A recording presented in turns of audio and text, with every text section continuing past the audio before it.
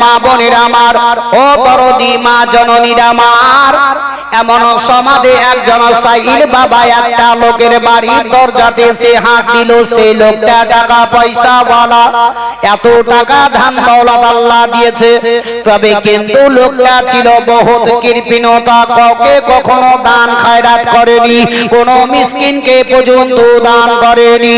এমন সমাজে তার দরজাতে একজন সওয়ালি এসে যেমনি সওয়াল করলো, ওই দরজা খুললো। বাবা বাবা, এমন একটি যুবতী নারী, 18 বছরের যুবতী নারী চট করে দরজাটা খুলে দিল। আর দেখছে তো একজন সওয়ালি দাঁড়িয়ে আছে। ওই যুবতী নারীটা বলল, কি হয়েছে বাবা বলো? ওই ফকির সওয়ালি বলল, মা গো, আমি একদিন নয় 2 দিন নয়, আমি কয়েকদিন ধরে গুনাহগারে আছি মা, আমি চলতে ফিরতে